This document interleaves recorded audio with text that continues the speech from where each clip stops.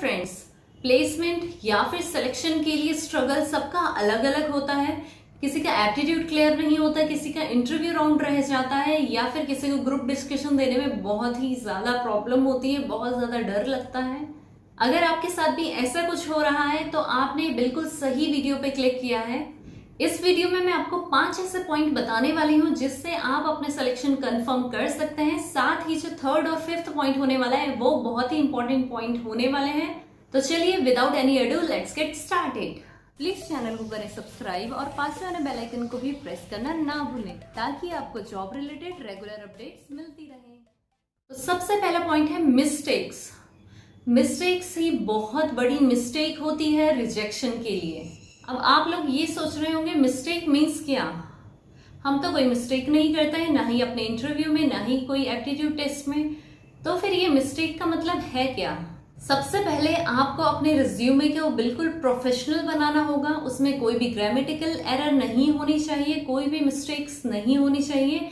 हो सके तो आप किसी प्रोफेशनल बंदे से अपने रिज्यूमे को चेक करवा सकते हैं, कोई आपका सीनियर हो, या फिर अपने पीडीपी डिपार्टमेंट से, या फिर अपने प्रोफेसर से आप अपने रिज्यूमे को चेक करवा सकते हैं। बहुत से लोग इसमें कंफ्यूज हो जाते हैं कि यार मेरे पास तो लैपटॉप ही नहीं है, मैं रिज्यूमे अच्छे से कैसे बनाऊं, कैसे एक प्रोफेशनल रिज्यूमे बनाऊं, साथ में फिर कैसे ग्रामर्स चेक करूं उसमें। फोन से रिज्यूमे बनाते हैं तो हमेशा गड़बड़ हो जाती है। तो इसका भी सॉल्यूशन है मेरे पास। मैंने ऑलरेडी एक वीडियो बनाया हुआ है जिसमें मैंने आपको बताया हुआ है फोन से कैसे प्रोफेशनल रिज्यूमे बना सकते हैं, वो भी सिर्फ 5 मिनट में। तो लिंक मैं डिस्क्रिप्शन बॉक्स में दे दूंगी, आप लिंक में क्लिक करके चेक कर पाएंगे।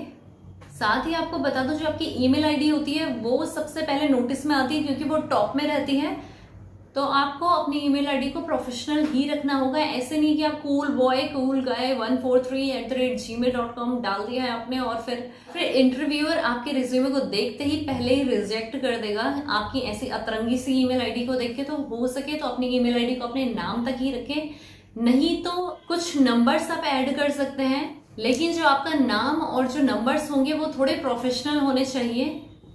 साथ ही आपको सुधारना होगा अपनी ग्रामर को, अपनी वोकैबलरी को। तो इसमें आपको थोड़ा काम करना होगा, थोड़ा पढ़ना होगा, तभी ये जो मिस्टेक्स हैं वो आपकी रुकेंगी और आपका सिलेक्शन हो पाएगा।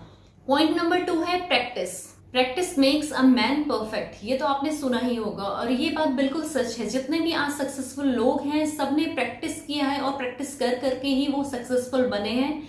चाहे उन्होंने किसी और की गलती से सीखा हो, लेकिन उन्होंने उस गलती को भी सुधार के प्रैक्टिस की और आगे बढ़े हैं, तभी वो लोग सक्सेसफुल हो पाए हैं। आपको अपना गोल सेलेक्ट करना होगा। गोल सेलेक्ट करने के बाद आपको फोकस करना होगा, चाहे दुनिया इधर की उधर हो जाए, लेकिन आपको प्रैक्टिस करनी होगी उसके ऊपर, गोल के ऊपर पूरा काम करना होगा। और जब तक आपका सिलेक्शन नहीं हो जाता आपको अपना फोकस उस गोल से नहीं हटाना है। अब आपको क्या करना होगा? आपने जो कंपनी अपने माइंड में सेट की हुई है, इस कंपनी में मुझे सिलेक्शन चाहिए, तो उसका आपको प्रीवियस रिकॉर्ड चेक करना होगा। क्या उसमें एप्टीट्यूड क्वेश्चंस आए थे, क्या इंटरव्यू में क्वेश्चन पूछे गए थे। आज की डेट में इंटरनेट पे सब कुछ अवेलेबल है, तो आपको इंटरनेट की हेल्प लेनी होगी और थोड़ी रिसर्च करनी होगी कंपनी के बारे में, कंपनी के इंटरव्यू प्रोसीजर के बारे में और कंपनी के असेसमेंट टेस्ट के बारे में, और फिर करनी होगी प्रैक्टिस। अगर आप 2 से 3 महीने अच्छे से प्रैक्टिस कर लेंगे तो आपका सिलेक्शन कंफर्म हो जाएगा।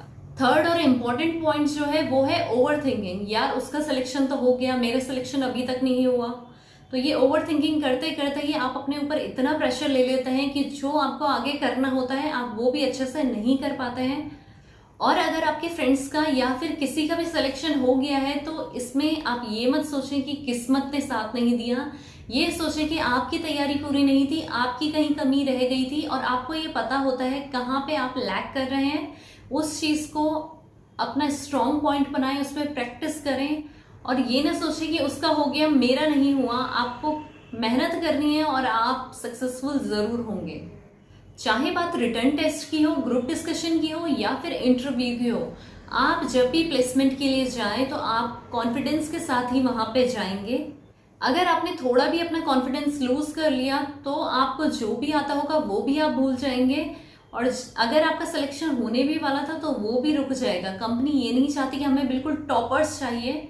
आप कंपनी में काम करने लायक हो या नहीं हो, क्योंकि कंपनी में जो काम होता है वो आपके कॉलेज में जो आपको पढ़ाया जाता है वो बिल्कुल डिफरेंट हो जाता है। बेसिक्स सेम रहते हैं लेकिन कंपनी का वर्किंग स्ट्रक्चर बिल्कुल डिफरेंट होता है। तो आपको जितना भी आता है सिलेक्शन के टाइम पे आपको बिल्कुल कॉन्फिडेंट रहना है। जो फिफ्थ और वेरी इंपॉर्टेंट पॉइंट है वो है रेफरल्स। अब आप सोचोगे रेफरल का मेरे सिलेक्शन से क्या मतलब है।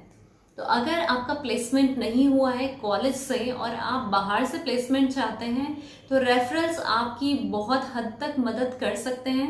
अगर आपका कोई सीनियर या फिर आपका कोई फ्रेंड अगर किसी कंपनी में आपका रेफरल दे देता है, आपका रेफरेंस दे देता है, तो आपके चांसेस काफी हायर हो जाते हैं इंटरव्यू कॉल आने की और आपके सिलेक्शन होने की।